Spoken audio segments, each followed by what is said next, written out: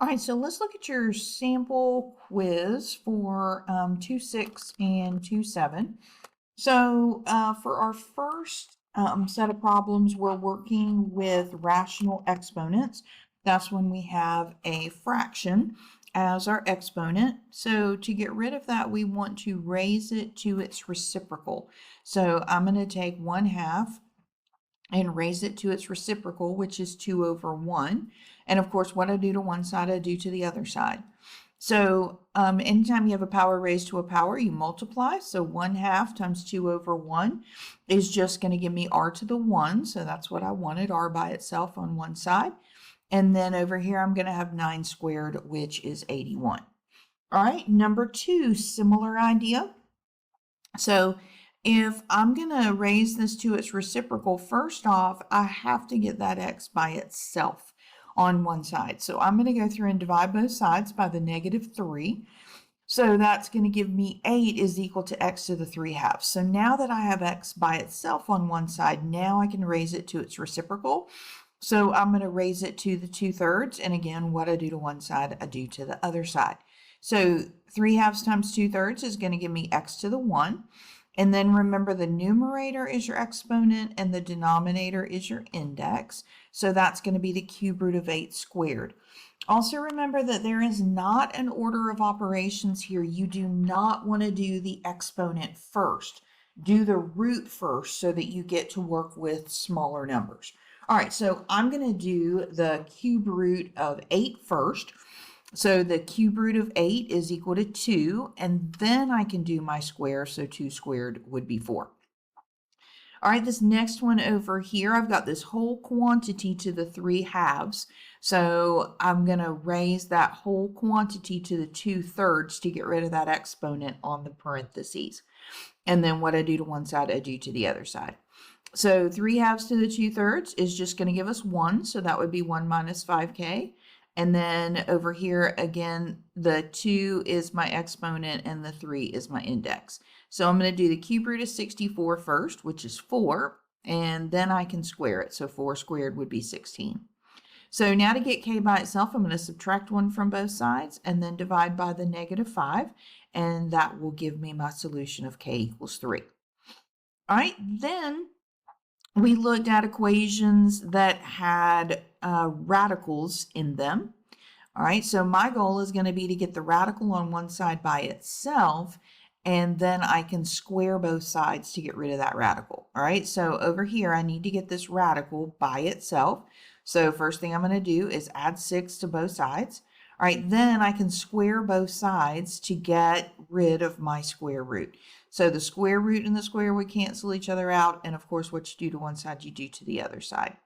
So that's going to leave me with n plus 1 on the right, and then 2 squared is 4. Subtract 1 from both sides, and n is equal to 3. Now, they also told us to be sure to check for extraneous roots. So we need to take 3 and plug it back into the original equation, the one in black, before we did anything to it. So here's that original equation, and we put 3 in for n, and then we simplify it down, and as long as we get a true statement here at the end, then we know that's a solution. If we don't, then we'll know it's an extraneous root.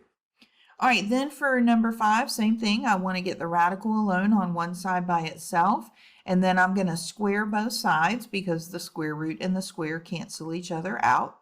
So over here, I'm going to be left with 6b plus 15. Over here, b plus 4 squared literally means b plus 4 times b plus 4. I'm going to FOIL that out.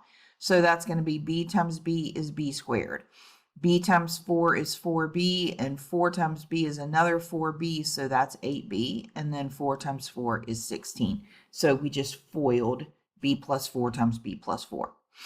All right, now I want to get everything on one side set equal to 0. So I'm going to subtract the 6b and subtract the 15 from both sides. So I'm left with 0 over here, and then over here, positive 8 and negative 6 would be positive 2b, and 16 minus 15 would be positive 1. So now to solve this quadratic, I could factor or do completing the square or quadratic formula. This one factors, And then I'm going to set each of my factors equal to 0. And so I get the same solution twice. I don't have to write it twice, but that is my solution. And then again, I need to check for extraneous roots. So we're going to take that and plug it back in. And when we do, we get a true statement. So we know that is our solution.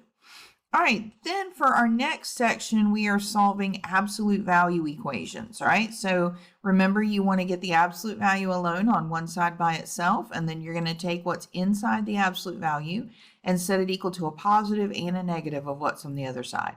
So we took what was in the absolute value and we set it equal to a positive and a negative of what was on the other side. So I can go through then and I can subtract 5 from both sides and then divide by -3. Same thing over here, subtract 5 from both sides and then divide by -3. And so there are my two solutions, -2 and 16/3. All right, then for this guy, again, we got to get the absolute value alone on one side by itself. So first thing is I need to get rid of this multiplying by -10. So I'm going to divide both sides by -10. Now I have my absolute value alone, and over here I'm left with 9. So we're going to take what's inside the absolute value and set it equal to a positive and a negative of what's on the other side. So then I can just solve these equations. So add 1 and divide by -8. Same thing here, add 1 and then divide by -8. And that gives me my two solutions. All right, exact same thing for this next one. I've got to get the absolute value alone on one side by itself, so get rid of everything else. Just like here, we got rid of multiplying by -10. Here, we need to get rid of the -6. So we're going to add 6 to both sides. And now I have my absolute value alone on one side, so I can set it equal to a positive and a negative of what's on the other side. So that's what we did right here. And then to get p by itself, we're just going to add 10 to both sides, and those are our solutions. All right, then the next one is when we have rational expressions, so fractions. And remember, we had a magic trick that we said magically made all of the fractions disappear, and that was to multiply by the least common denominator. So we're going to multiply every single term in the equation by our least common denominator, whatever that might be. All right, so over here, I've got 2 and 4 and 4. So the least common denominator for that would be 4. And then I've got a k squared, and a k. So remember, you have to keep the highest power. So we're going to keep a k squared. So I'm going to go through and I'm going to multiply each of these three terms by that 4k squared. All right, so you can see here it's multiplied by the first one, here the second one, and here the third one.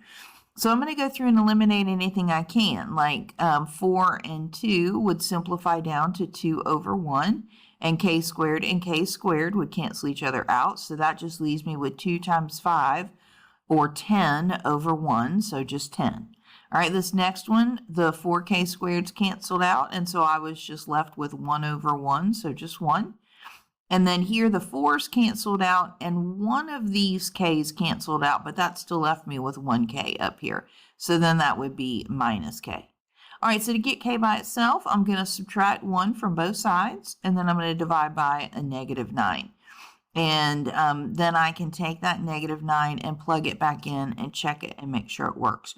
The main thing I'm making sure is that I'm not getting 0 in the denominator. So like you could see, k could not have been 0 in this problem, or a could not be 1 or 0 in this problem.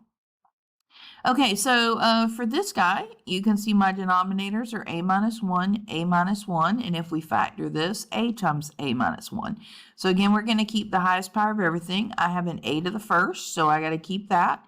And I have an a minus 1 to the first, a minus 1 to the first, a minus 1 to the first, so I'm going to keep a minus 1 to the first. So this is my least common denominator, and I'm going to go through and I'm going to multiply every one of these terms by that least common denominator. So you can see right here we did the first term, and then here we did the second term, and then here we did the third term. Okay, so here the a minus 1s will cancel, and that'll just leave me with a times 6, or 6a. Here the a minus 1s cancel, and that leaves me with a times 1. And then here the a minus 1 and the a cancel, and so that just leaves me with the a minus 7. So combining what we can, a plus a is 2a. Subtract that 2a from both sides, and we'll get 4a equals negative 7.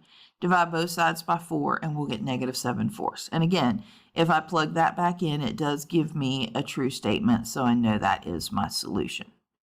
All right, then we move to inequalities and interval notation. All right, so for number 11, they asked me to solve the inequality. Now remember, you're going to solve an inequality exactly like an equality.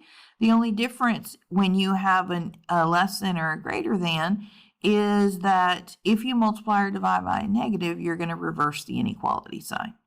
All right, so if this was an equal sign right here, I would get all my r's on one side and all my numbers on the other. So I'm just going to add 6r to both sides, and then I'm going to subtract 8 from both sides.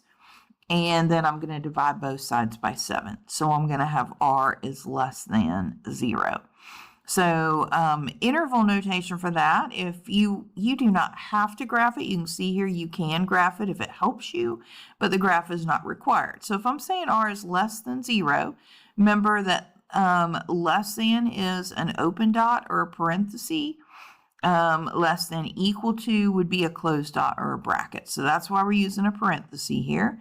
And then we're doing all the values less than 0. So remember we said that if your variable is on the left-hand side, you can make an arrowhead out of this, and it'll show you that you're going to be shading off to the left. So I'm going to shade all the values that are less than 0. So interval notation for that, remember the smallest value is on your left. So this is going off to negative infinity. And then the largest value is on your right, so this is going up to 0. Now, as we said, if it has an equal to with it, you'll use a bracket here. If it doesn't, you'll use a parenthesis. And we always use a parenthesis with infinity or negative infinity no matter what. All right, look at this next one. All right, so for this guy, first thing that I need to do is distribute. So I'm going to do negative 3 times 1 and negative 3 times 2k. Then I'm going to solve this just like an equation. I'm going to get all my k's on one side, so I'm going to subtract 3k from both sides, and all my numbers on the other side, so I'm going to add 3 to both sides. So now I'm left with negative 9k is less than or equal to 18. So I'm going to divide both sides by negative 9 to get k by itself. And here's the thing, that when you are working with inequalities, if you multiply or divide by a negative, you have to reverse your inequality sign. So you can see this was less than equal to, and now it's greater than equal to. All right, so again, you don't have to graph it, but if you want to, because it had an equal to with it, we would put a bracket at the negative 2, and then it's all the values greater than it.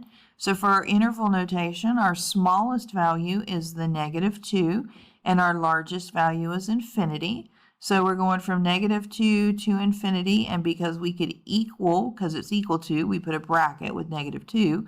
You can never equal infinity or negative infinity, so we're always going to use a parenthesis with those. All right, then for number 13, you have a compound inequality. So that just means that you have two inequalities in one. And so if you want to, you can break this apart into two separate pieces to make it easier to work with. So that would just be negative 15 is less than or equal to 9 plus 6b, and at the same time, 9 plus 6b is less than or equal to 69. So you can see we've written that as two separate inequalities. So I'm going to go through and subtract 9 from both sides and divide by 6.